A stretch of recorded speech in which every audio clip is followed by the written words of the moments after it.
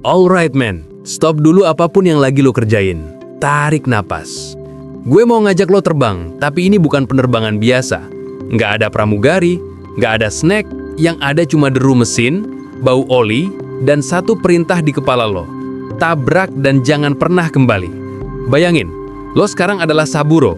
Umur lo baru 19 tahun. Kemarin sore, lo masih ketawa-ketiwi baca surat dari adik perempuan lo di desa. Tapi pagi ini, lo duduk di dalam kokpit sempit Mitsubishi A6M0. Di dahi lo terikat hachimaki putih. Kain ikat kepala dengan matahari terbit di tengahnya.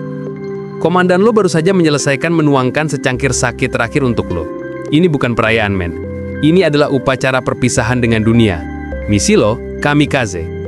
Tunggu, sebelum lo mikir ini soal orang-orang fanatik gila yang pengorbanannya sia-sia, buang dulu pikiran itu jauh-jauh. Logikanya nggak sesederhana itu. Ini yang bikin ceritanya jadi jauh lebih tragis dan manusiawi. Karena para pilot ini, mereka itu anak muda kayak kita, men. Mereka punya mimpi. Ada yang jago nulis puisi, ada yang cinta mati sama musik klasik barat, ada yang pengen jadi dokter. Mereka bukan monster.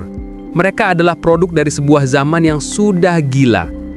Jadi pertanyaan terbesarnya, kenapa mereka mau? Apa yang ada di otak mereka sampai rela menukar nyawa dengan cara seperti itu? Pertama, kita harus bongkar dulu mesin propaganda yang bekerja 24/7 di kepala mereka. Coba lu bayangin, sejak kecil, lu diajarin kalau kaisar itu bukan cuma pemimpin, tapi titisan dewa. Suaranya adalah suara surga. Perintahnya adalah takdir. Negara adalah segalanya, dan mati untuk negara dan kaisar adalah kehormatan tertinggi yang bisa dicapai seorang manusia. Ini bukan cuma pelajaran di sekolah, men. Ini ada di radio, di film, di poster-poster jalanan, setiap hari. Kebayang gak sih gimana kuatnya doktrin itu meresap sampai ke tulang sumsum?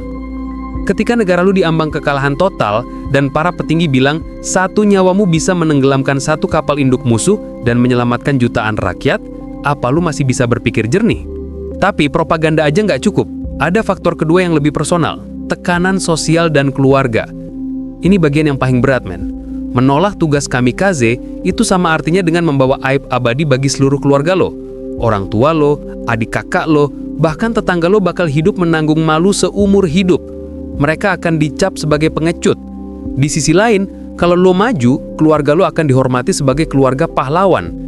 Surat terakhir dari para pilot ini bukti nyatanya. Mereka nggak nulis soal kebencian pada musuh. Mereka nulis, "Ibu, maafkan aku karena tidak bisa merawatmu di hari tua." Atau, "Ayah, aku bangga bisa berbakti pada negara seperti yang selalu ayah ajarkan." Gila kan? Mereka terjebak di antara dua pilihan yang sama-sama menghancurkan. Mati sebagai pahlawan atau hidup sebagai aib. Lu pilih yang mana, men? Ini bukan pertanyaan gampang. Sekarang kita balik lagi ke kokpit Saburo. Di luar sana langit biru cerah terang. Ironis banget. Hari yang begitu indah adalah hari terakhirnya. Di tangannya ada kontrol pesawat. Di sebelahnya mungkin ada foto keluarga kecilnya. Pesawatnya nggak diisi bahan bakar penuh untuk kembali. Cuma cukup untuk sampai ke target. Efisiensi kata mereka. Tapi kita tahu itu adalah cara untuk memastikan tidak ada yang berubah pikiran di tengah jalan. Apa yang ada di pikirannya saat itu? Mungkin dia teringat tawa ibunya. Mungkin dia membayangkan wajah gadis yang dia suka. Atau mungkin otaknya sudah terlalu lelah untuk berpikir dan hanya fokus pada satu titik di cakrawala. Siluet kapal perang musuh yang semakin besar. Dan disinilah kita masuk ke bagian yang sering dilupakan orang. Serangan kamikaze itu bukan sekedar terbang lurus lalu menabrak. Itu neraka, men. Begitu mereka terdeteksi radar, ribuan peluru dari meriam anti pesawat musuh bakal menyambut mereka. Mereka menyebutnya kembang api neraka. Dari satu skuadron yang berangkat, seringkali hanya satu atau dua pesawat yang berhasil menembus pertahanan itu. Ini bukan soal keberanian aja, ini soal probabilitas yang sangat kecil. Lu harus lihai, harus gila, dan harus beruntung. Entahlah, apa kata yang tepat untuk itu. Saat Saburo semakin dekat, dia bisa melihat kepanikan di atas dek kapal. Manusia-manusia kecil berlarian. Mereka juga sama-sama manusia kan, musuhnya. Tapi di detik-detik itu, apakah masih ada ruang untuk berpikir seperti itu? Atau semua instingnya sudah terkunci pada target? Banyak yang selamat dari serangan kamikaze menceritakan hal yang sama. Mereka melihat wajah pilot di dalam kokpit sesaat sebelum benturan. Wajah yang sangat mudah, fokus, dan tenang. Ketenangan yang mengerikan. Ketenangan seseorang yang sudah berdamai dengan takdirnya. Boom! Ledakan memekakkan telinga. Api dan asap membumbung ke angkasa. misi selesai.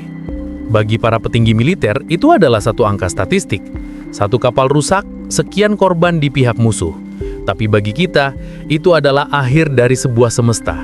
Semesta milik Saburo si pemuda 19 tahun yang mungkin cuma ingin hidup normal. Jadi, apa pelajarannya buat kita, men? Kisah kamikaze ini bukan untuk mengagungkan aksi bunuh diri, sama sekali bukan.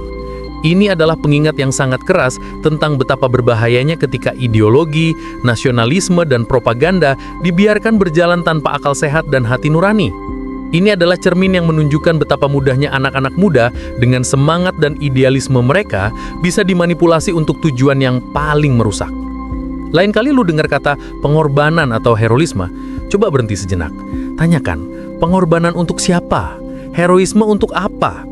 Karena di balik setiap bendera yang berkibar dan slogan yang diteriakkan, selalu ada manusia-manusia biasa dengan cerita, mimpi, dan ketakutan mereka sendiri. Kisah Saburo adalah tragedi. Tapi tragedi terbesarnya adalah jika kita tidak belajar apa-apa dari ceritanya. Pikirin deh, men.